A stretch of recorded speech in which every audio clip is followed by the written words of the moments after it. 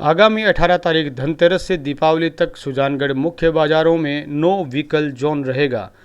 मुख्य बाजारों में पैदल ही चलना होगा। बाजारों में बिना हेलमेट, मुंह पर कपड़ा बांधकर बाइक चलाने, 3 सवारी होने या शराब पीकर वाहन चलाते पाए जाने पर होगी सख्त कार्रवाई। जहां मुख्य बाजारों में बारिश के बाद बने गड्ढे नगर परिषद द्वारा अभी तक नहीं भरे जाने का मुद्दा गरमाया। नाराजगी जाहिर करते हुए लोगों ने जल्द गड्ढे भरे जाने की मांग उठाई। हमारा सबसे बड़ा पर्व है दीपावली पे सीएलजी की मीटिंग में हमने रखा है कि भी सुजानगढ़ के मुख्य मार्गों जो खड्डे हैं उनको भराया जाए, साफ सफाई का विशेष ध्यान रखें, ट्रैफिक का विशेष ध्यान रखें, टेम्पू यूनियन को बुला के और सबसे ज़्यादा अच्छी व्यवस्था करें सुजानगढ़ में। लोहिया स्टेडियम में परमिशन मिलेगी तो पटाखा बेचेगा, और आप चाहोगे मैं गांधी चौक में पटाखा बेचूंगा तो बिल्कुल नहीं मिलेगा। वहीं आतिशबाजी बिक्री के लाइसेंस और लोहिया स्टेडियम में आतिशबाजी बिक्री के लिए जगह तय किए जाने के बावजूद कोई व्यवस्था अभी तक न हो पाने का मुद्दा भी उठा। तो देखिए इस बार दीपावली पर आतिशबाजी की बिक्री, पटाखों की स्थायी एवं अस्थायी दुकानें, परमिशन, लाइसेंस एवं जगह किस तरह से हो पाएगी पटाखों की इस बार दीपावली पर बिक्री। जो प्रशासन ने स्टेडियम के अंदर पटाखों की दुकान का लाइसेंस अलॉट किया गया था, उस जगह पर अभी तक किसी प्रकार की व्यवस्था नहीं की गई है। और जिन लोगों ने जो पटाखों के लाइसेंस बनवाए हैं वो लोग असमंजस में है, वो विभागों के चक्कर काट रहे हैं कि हम दुकान लगाए तो कहाँ लगाएं। उन लोगों की रसीदें भी कटी है। उन दुकानदारों जिन्होंने लाइसेंस लिया है उन दुकानदारों को स्टेडियम में जगह की व्यवस्था करवाई जाए। उनको लाइट पानी की, उस लाइसेंस में साफ लिखा है लाइट पानी की व्यवस्था करवाई जाएगी, लेकिन अभी तक किसी प्रकार की व्यवस्था नहीं है।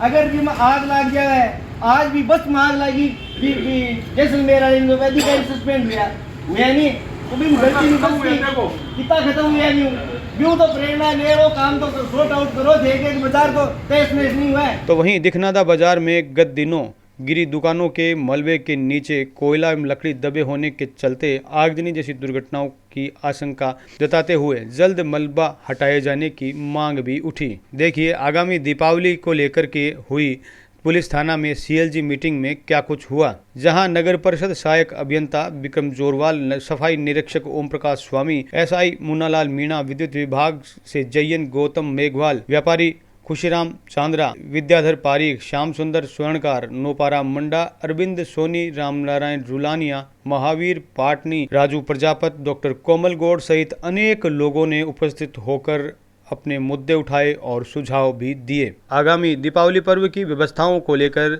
शहर कोतवाली पुलिस थाना सुजानगढ़ में गुरुवार को सीएलजी सदस्यों, शांति समिति और व्यापार मंडल की हुई मीटिंग के बाद देखिए क्या कुछ कहा और निर्देश जारी किए सीआई बेगाराम मीणा ने। नो व्हीकल जोन जो त्योहार के समय में बनाया जाता है सुजानगढ़ में, कब से बनाया जाएगा? सुजानगढ़ में हर वर्ष की भांति जो दीपावली का जो त्यौहार आ रहा है उसी को मद्देनज़र रखते हुए आज सीएलजी मीटिंग का आयोजन रखा गया था।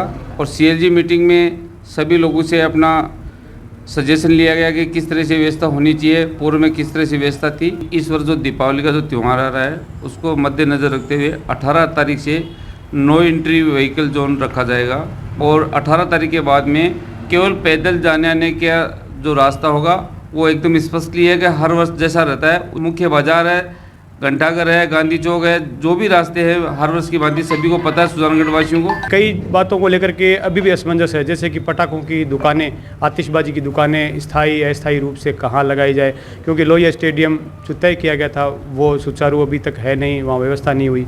और किस तरह से बाजार में है जो सुव्यवस्था बनी रहे उसके लिए तैयारियाँ की गई है। सब विचार विमर्श करने के बाद में हमने ये तय किया है सीएलजी के सामने और सारी समस्याओं के बारे में सुनने के बाद में इन लोगों ने भी आश्वस्त किया है कि कहीं भी सुजानगढ़ में आने जाने के जो रास्ते हैं उनको अवरुद्ध नहीं करेंगे।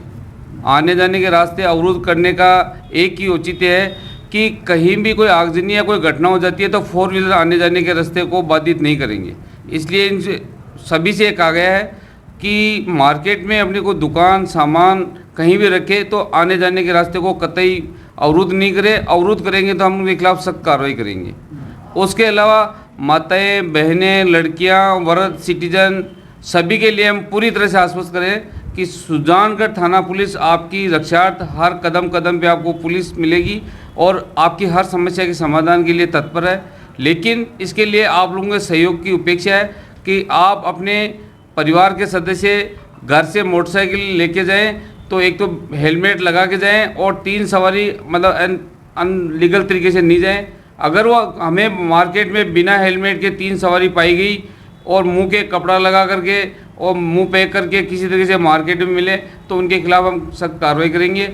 इसके अलावा मार्केट में जो दुकानें वगैरह हैं, ये जो पटाखे शॉप वगैरह हैं, जो कलेक्टर साहब के द्वारा जो निर्धारित मापदंड के अनुसार उनको लाइसेंस अस्थायी स्वीकृत किया जाएगा और निर्धारित स्थान होगा उस पर वो लगाएंगे। उसके बारे में हमारे पास सूची आएगी कि कितने लोगों को अस्थायी दुकान है, कितने लोगों को स्थायी है।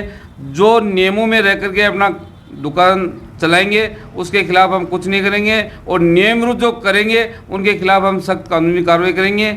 इसके अलावा रात्रि में अभी 6:30 बजे से लेकर रात को 8:30 बजे तक हम चेकिंग करते हैं। अगर कोई भी शराब पिया हुआ व्हीकल, मोटरसाइकिल, 4 व्हीलर मिलेगा उसके खिलाफ कार्रवाई करेंगे। संदिग्ध मिलेगा उसको चेक करेंगे, सभी के साथ सदव्यवहार करेंगे।